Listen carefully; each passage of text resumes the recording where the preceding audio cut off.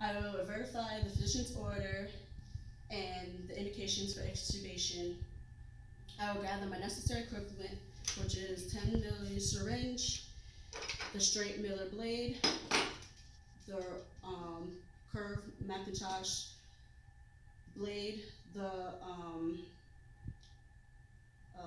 the laryngoscope, the stylet, the oral pharyngeal airway, the easy cap, the lubricant, the ink hour, gloves, and the manual resuscitator. Okay, and I also have the chuck, the ET holder, the ET tubing, the inline suctioning. The suctioning, the large volume nebulizer, and also the small volume nebulizer for um, racemic, racemic epinephrine. Okay, so now I would, oh, oh, I would wash my hands for at least 15 seconds. I will go in the room and introduce myself. Hi, my name is Tanika. I am from respiratory care, and I am here. Oh, I'm from respiratory care. I'm going to identify the patient's name and date of birth. Um, can you please squeeze my hand? Can you please squeeze my hand? And for this reasoning, it's to make sure the patient's alert and awake. Okay.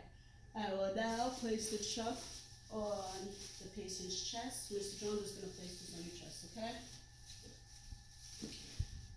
I will put him in the high Fowler's position at 90 degrees.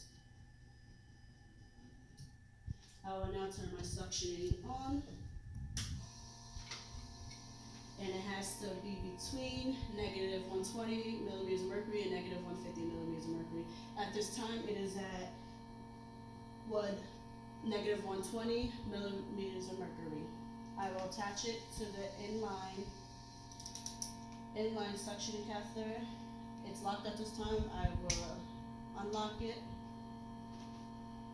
Okay, Mr. Jones, I'm just going to suction you, okay? 1, Mississippi 2, Mississippi 3, Mississippi 4, Mississippi 5, Mississippi 6, Mississippi 7, Mississippi 8, Mississippi 9, Mississippi 10, Mississippi 11, Mississippi 12, Mississippi 13, Mississippi 14, Mississippi. Okay, I'm going to relock it and pull it off. I'm going to apply the ink hour. Mr. Jones, I'm just going to suction you out. I will go on the left side, right side, then the left side. I will leave this here because I will be needing this again. I would now attach the syringe. Okay. Mr. Jones, I'm just going to unhook the ET tube holding. I'm sorry, it may hurt, it may be a little sticky. And now I'm going to deflate the cuff.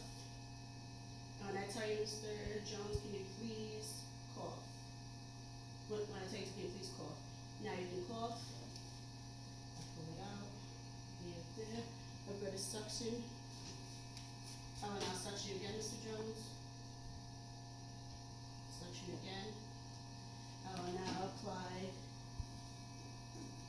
the aerosol mask. I'm sorry, it may be a little cold. This is just so there's no swelling that applies. Alright. At this time, I would have my stethoscope. Yes. Now I will listen to striders. This is the striders. At the moment, there was no striders being presented, so there was no striders being presented. But if there was striders being presented, I would use the small volume nebulizer and give him racemic epinephrine. And if that did not stop, we would have to reintubate the patient. Okay, now I will listen to bilateral breath sounds. 1, 1, 2, 2, 3, 3. this time, I would also I will also evaluate the breath sounds, the respiratory sounds. Respiratory rate, saturations, level of dyspnea, the color, and hold it. At this time, I will do the pulse, the respiratory rate, the saturations, the color, dyspnea, and I would also listen for a work of increased work of breathing, and if there's any abnormal other things going on. I will now clean up my things, and I will wash my hands again, and then I would document in the patient's chart.